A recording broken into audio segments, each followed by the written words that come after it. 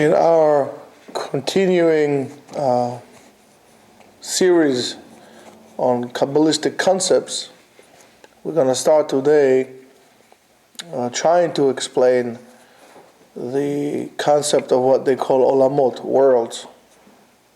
Olam Atzilut, Olam Bria, Olam Yetzira, and Olam Asiya. The Ramchal writes in Sefer HaKlalim, Ramchal, Rabbeinu Chaim Moshe Luzzatto. He writes, there were four olamot, four different worlds, but we call it worlds is not like a world like universe, because this whole entire universe belongs to Olam Asiya. If we refer to see what exactly it means, is maybe different form of four different aspects of dimensions. So there are four dimensions of Nikraim Atzilut, Bria, Yetzira, Asiya. And they are Olam HaElokut. Olam HaElokut is a very high level of a dimension, almost like a divine dimension, and that is called Atzilut. Atzilut is a misconception. People call it Atzil in Hebrew, they call it nobleman. The Atzil. But Atzil comes from the word Tzel, shadow. The light of HaKadosh Baruch Hu shadows on that dimension directly. And Hama'atzil, the Ma'atzil, is he who creates the shade. So let's say, for example, if I have my hand is what creates the shade and prevents the light from coming here. So therefore, reduces the light. Let's say on this cup here.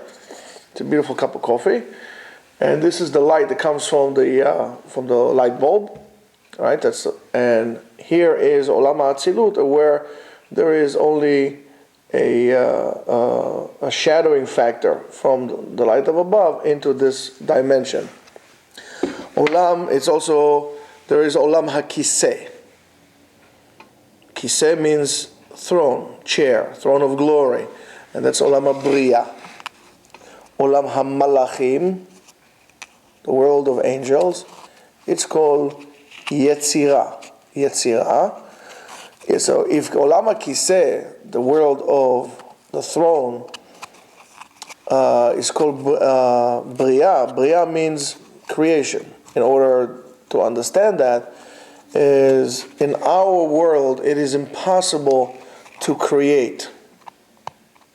We only form things. We take a material, raw material, and we make it into a shape. I took whatever materials and I make it into this, right?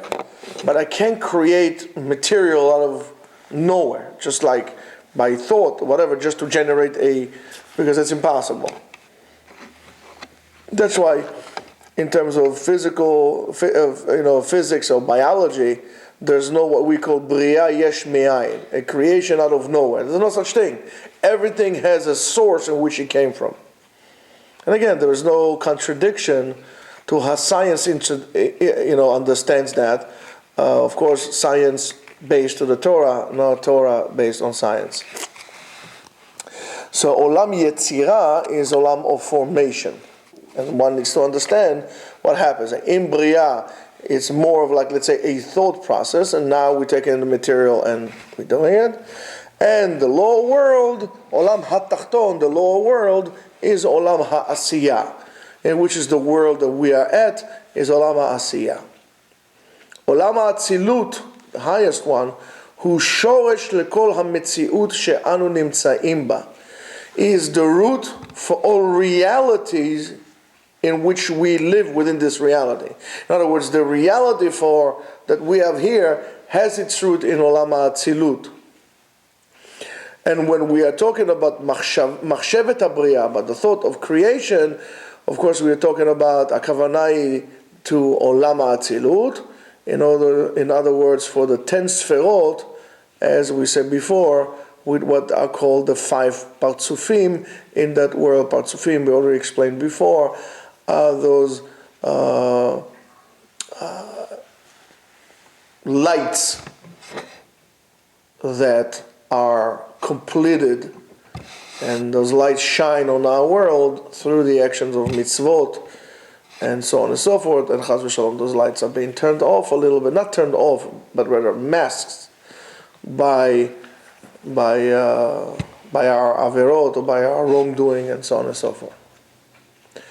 Now, above Olam HaAtzilut,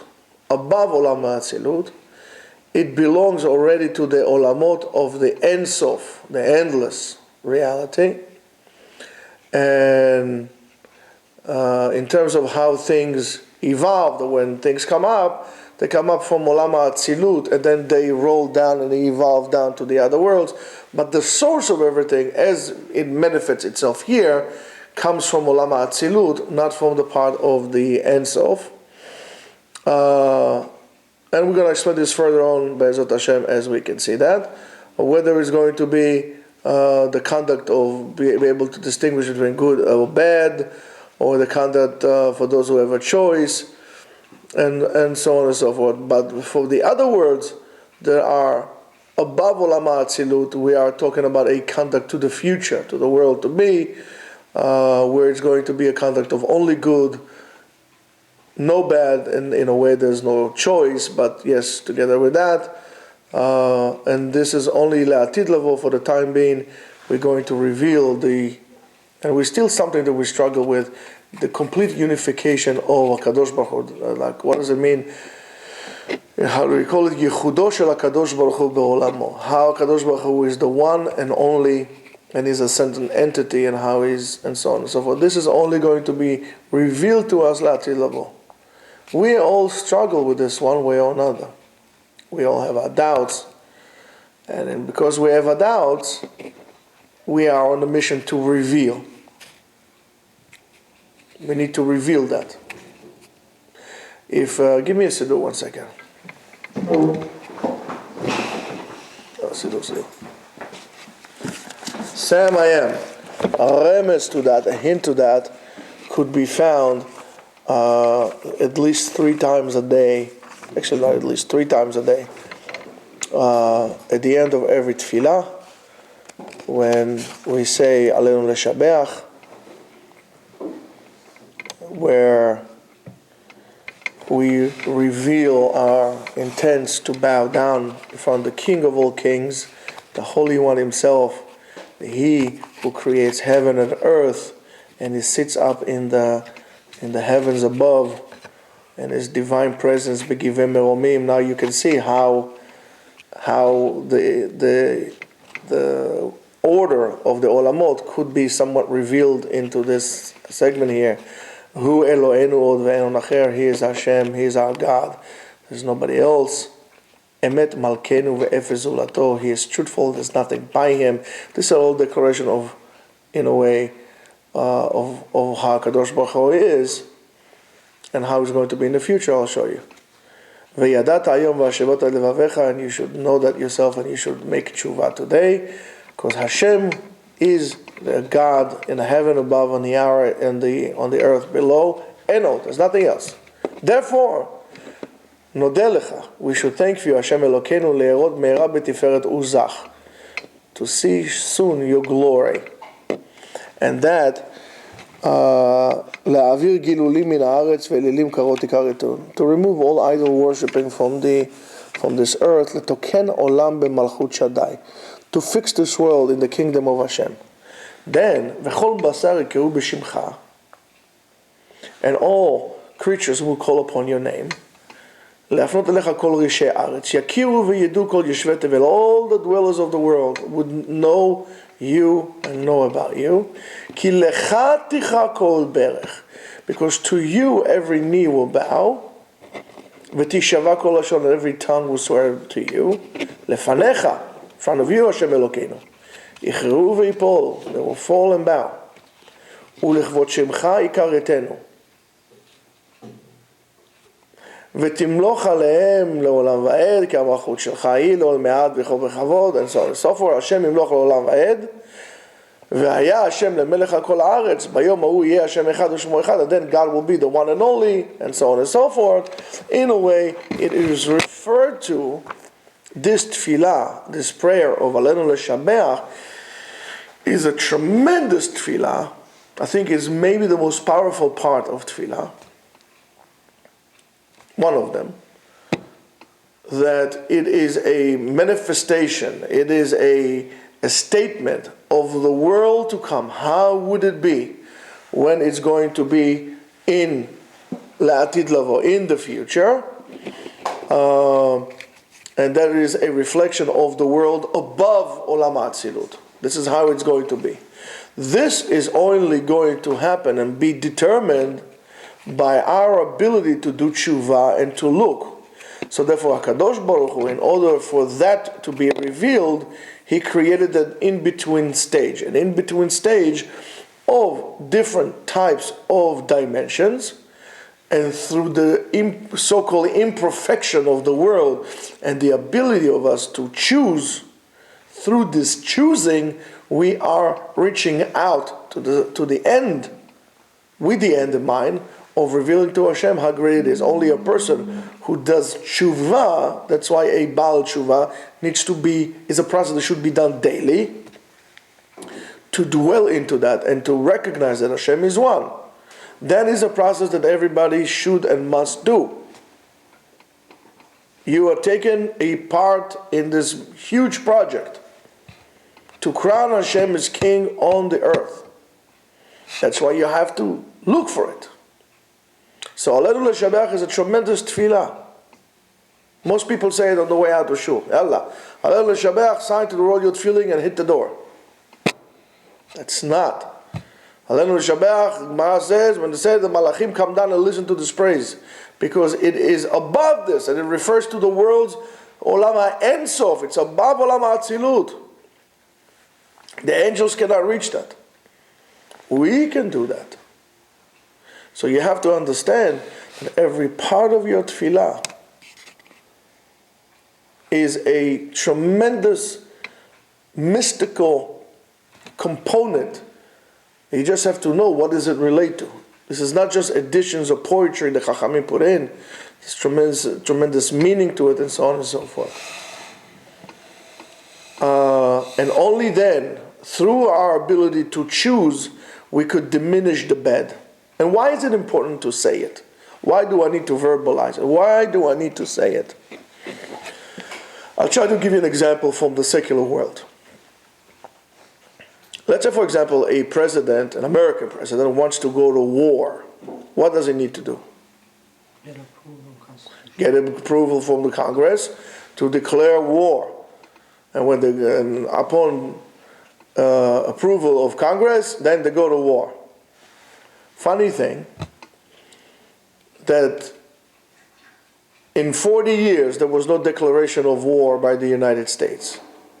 And since there haven't been a declaration of war in 40 years by the United States, there hasn't been yet a war that the United States have won. And he says, well, what's the connection? The connection is very simple. If you declare, for example, war on a country or on an organization, everybody that would harbor that organization or would deal with this country will be in war with the United States. You determine what it is and now you're going after it. But since you haven't declared war, and most of the time they don't declare war because of fear of political fallout or the fact that we'll have to carry the consequences for so on and so forth, so they choose not to choose. Let's say something like September 11 happened, there was not a declaration of war, let's say against Al-Qaeda, because that would mean that every country that harbors Al-Qaeda is in war with the United States. So far, they haven't won Al-Qaeda. The same thing here, lehavdil. We need to declare what are we after. If we don't declare what are we after, if we don't declare that we are after making this world into a better place. We're going to eliminate all bad aspects from it. And that this our goal is to show the world that HaKadosh Baruch Hu is one, and the kindness and goodness and the unification of HaKadosh Baruch Hu in this world.